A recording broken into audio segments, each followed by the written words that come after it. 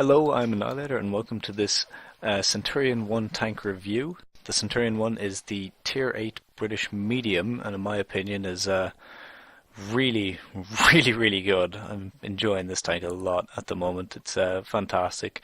Great gun depression on the front, decent turret armor for hold down. Not the best, but it can soak quite a bit in the mantlet. It's just around here that you've got to worry about. The hull is quite paper. As you can see here, only 76mm on the front, as well as the sides and rear being quite paper. And this thing is covered in just critical damages all over this. Your engine, your ammo, your turret ring, just everything will get killed. Your driver, gunner, so many criticals happen around here. So it's absolutely essential you hide that hull as much as you can. And you can side scrape because you have this spaced armor here along the side, but it's got to be quite an extreme angle if you don't want to get penetrated through the side while trying to side scrape. So let's have a look at some of the statistics on the fully upgraded modules. First of all, we've got the gun, which is a 20-pounder A-barrel. This is a fantastic gun, and it also comes on the Centurion 7.1, in which case you can take this or the Royal Ordnance. I will probably take the Royal Ordnance when I get there, just because I like the buffed penetration as well as alpha damage. This, however, or is it? No, it's the B barrel that the Centurion one gets, which basically just very slightly buffs stats and accuracy and aim time and fire rate. But that offers more DPM for the 7.1. But we're talking about Centurion 1, so let's go back to this 226 pen, which is fantastic for a Tier 8 vehicle, especially a medium tank. If you compare that to, for instance, the Pershing, only has 180. So 226 is very good. Low damage though, 230. It's low, but it's not too low.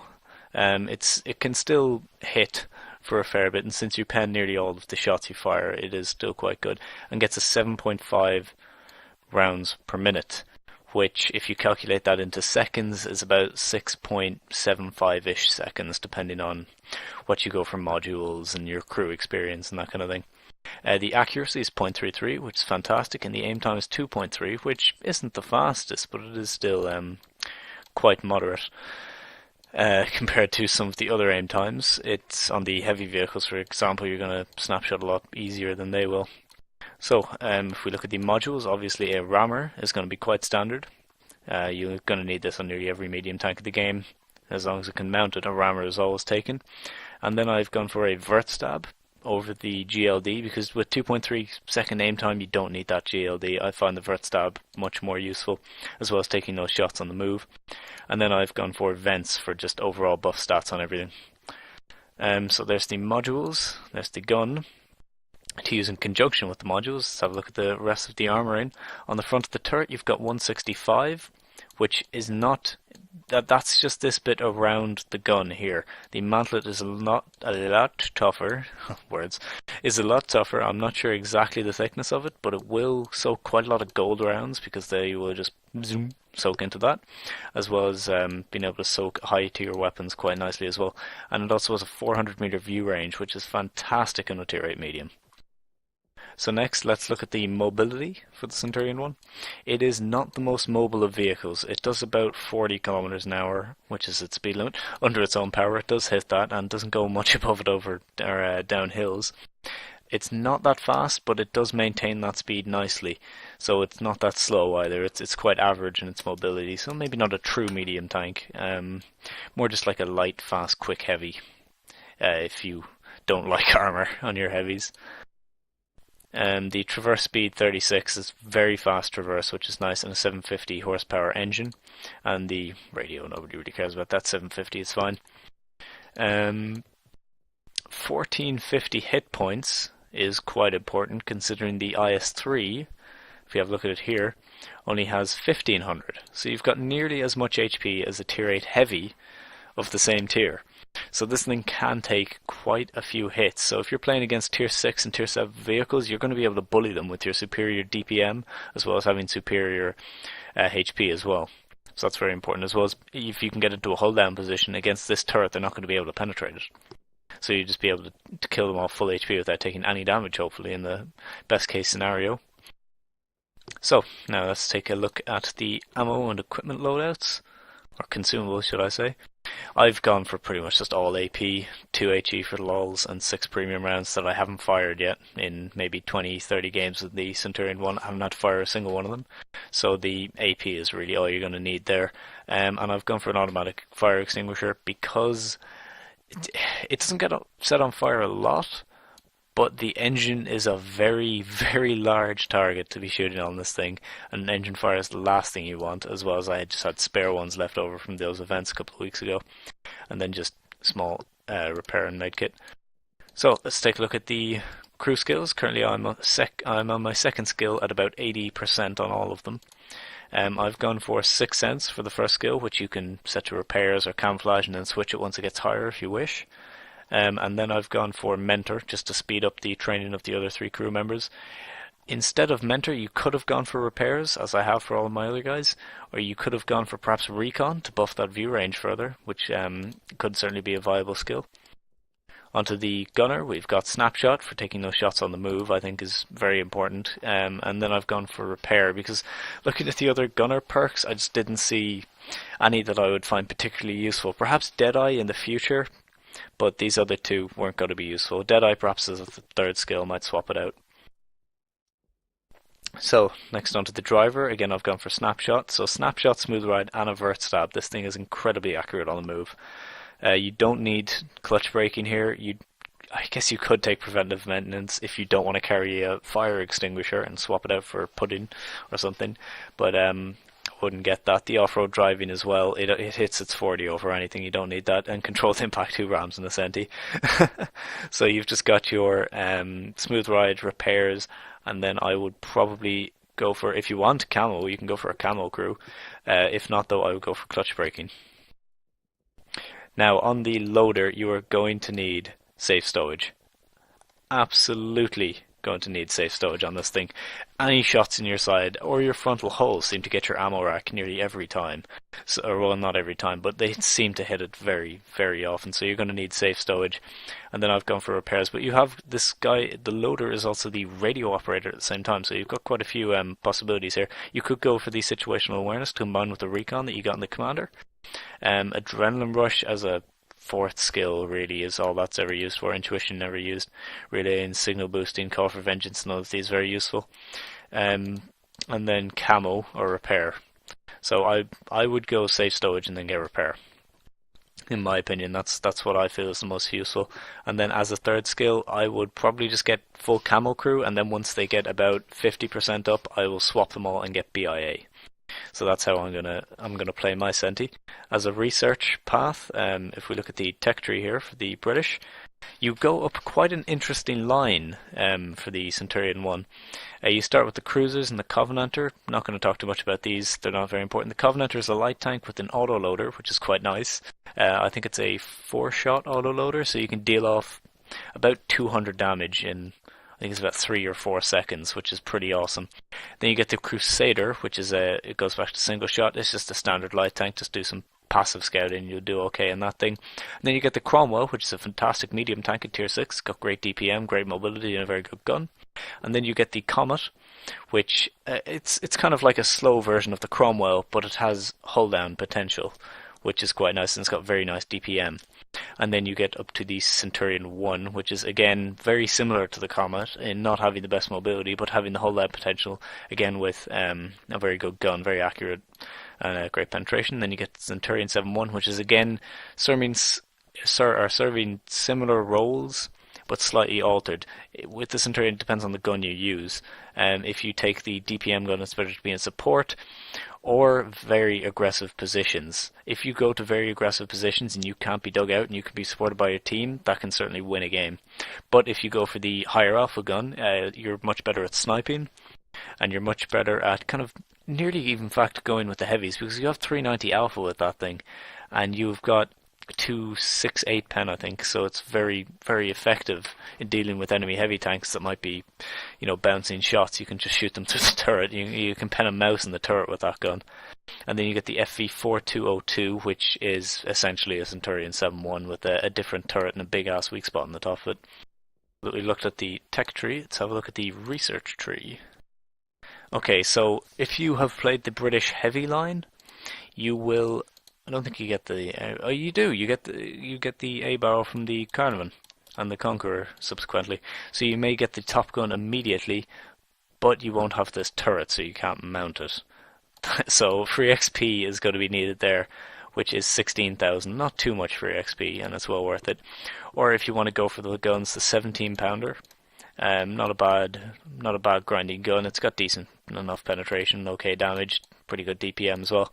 I didn't go up the British heavies, so I had this thing, which is the 77mm gun from the Comet, and boy is it bad. Only 148 penetration at tier 8 medium is ridiculously horrible, and only 140 alpha, and not the best DPM either, so it's quite a poor gun. But as I will show in a replay towards the end of this video, I got my mastery badge with that gun in a tier 10 game. I think it was something around 3,000 damage in a tier 10 game, so it can be used if you use the DPM well enough. The engines, I don't think you get the top one. You do, again, with the British heavies. You get a lot of crossovers from those guys. I think I just had this, yes, which comes from the Cromwell and the Comet. So you're most likely going to have this. Or if you've gone up the heavies, you get this largely buffed engine, an extra 100 horsepower on it. And then you have the tracks, which you have to research regardless, as they only come on the Centurion 1. So if you don't have the tracks initially, I think you can put everything on before you put the tracks on, assuming you don't put on any equipment. I think you can mount the turret and gun without upgrading the tracks, so that's quite a nice feature. Okay, so I think I've talked about everything I can in Garage, so let's have a look at some replays and where you can use it. Okay, so here we are in the Centurion 1 on Ensk. It's a very heavy tier 9 game, and since there's quite a bit of tier 9s and some high tier mediums, we can't really be using our HP at all, or our amazing gun, because it's not got the best DPM. Those guys are just going to out damage me if I try and fight them. So I'm just going to play support and just speed it up. There we go. So I'm just going to play support and just make sure there's no gaps in our lines. Currently the T-44 is being a little bit aggressive. He's kind of pushing forward, possibly not the best choice. But just sitting here and just waiting for either an enemy to come to us or an opportunity for us to come to the enemy.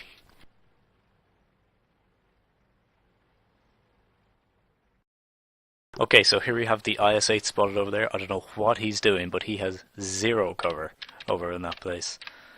So just going to aim in. I'm going to try and go for a track shot. It'll probably take 2 to detrack him though. So there's one shot. Second one, I go for the track. I nailed it. So that's now spun him towards us, so he's not angled anymore. Shoot him in the lower plate using this DPM and very accurate gun. It's a 6.75. I got the tracking in, but it's a 6.75 second reload. With the setup I currently have, I don't think you can get it any further than that, apart from BIA. So just working this guy down with his HP. One of their tier 9 heavies going down already.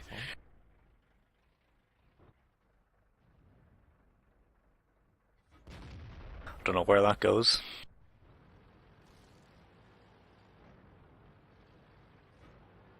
Just trying to get a shot in on this PTA while he's going between buildings back there. I don't think I can make it though. Nope, so I spot a Foch is starting to enter our base against this T-34, who is not going to be able to beat him. So I have to run back quickly and deal with that. That's practically Try to get one on the track, doesn't go through, misses. But with the quick fire rate, quickly shoot again. There we go. I bounced something from the side there. I think, yeah, bounced right off the gun. But now he's dead, and I'm not. Okay, so I'm noticing I can see the Waffle Panzer through the tracks here if I'm Ninja. But it hits the ladder. I didn't even know you could hit that. I thought it would just go through.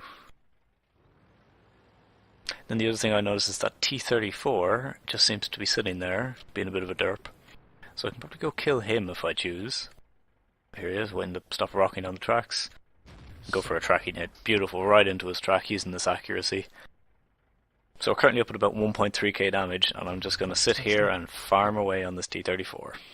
You can't do anything back, because it's 480 meters, there's no chance of spotting me. Jingle's maniacally laughing away there. That's right, bitches.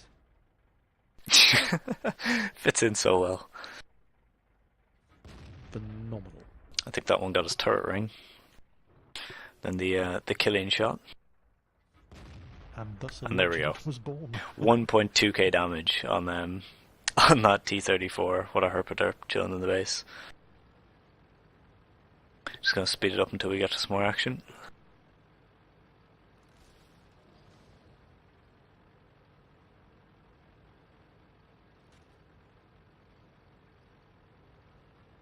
Okay, so here is the Waffle Panzer. So I'm just going to show you the Centurion one on the move. Shooting capability, no problem. That was nearly a fully aimed shot. So he's going to come in and try and kill this T-34. Remember, you can shoot through objects like that now. Shoot through the walls. Try and get him once more.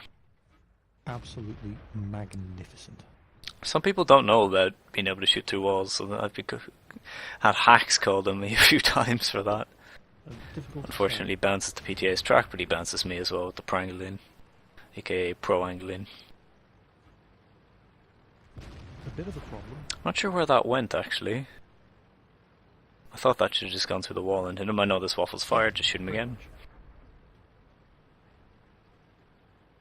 He comes around to get me, but SU-152 said no. Then PTA promptly one-shots him. There we go. And then this kind of stuff. You see that? Not even close to where I was aiming. That happens to me so often. So there was just a nice end game with the Centurion 1, 3k damage. I think it was about 1100 XP base and obviously top. So let's have a look at that mastery game I had. Okay, so here we are on Serene Coast. I'm just looking around, I'm looking at my team and looking at my stupid turret. Because as you can see, I am 100% stock. I am slow, I have no armor, and I have the gun that the Comet gets, which is only a minor upgrade from the gun that the Cromwell gets. And it's a tier 10 game. So a few premiums might have to be fired here. Maybe not too early on, we'll see how it goes. So you can just see how slow the stock Centurion one is. T69 is quite a slow medium as well, and I'm just able to keep up with him. Currently doing about 40, but once you start going up a hill, all the acceleration flies out the window and you don't get any. Gun depression's still quite nice. You see it looking up and down. 1390. No, I just miss him with the premium on the move. Like a boss. Oh, this thing is just so slow, I'm going to speed us up till we get there.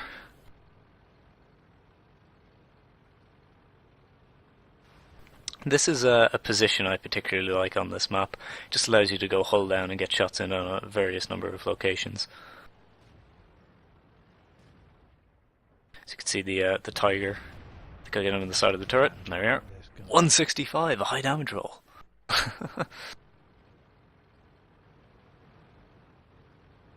As you can see, it's 140, the average damage on these rounds. Now, a lot of this is just relocating. I'm going to speed it up as well. Nobody likes watching a stock Centi try to drive around the map. You see how slow it is going up this hill. Barely doing about 7 or 8. Target 2, kill steal. That was just a regular round. Don't need premium for ass shots. Or apparently Panther 2 turrets. And this T69 I hear has just fired all 4 of his rounds. So he is completely useless now for the next 20 seconds. He's useless for, so I can just sit here and DPM mode him. I love it. And there we go, in the lower plate. There we go. Lower plate again, and he backs off. So, now we have the Panther 2 and the T110E5 here, who are just kind of trying to defend the base against rapidly overwhelming enemies.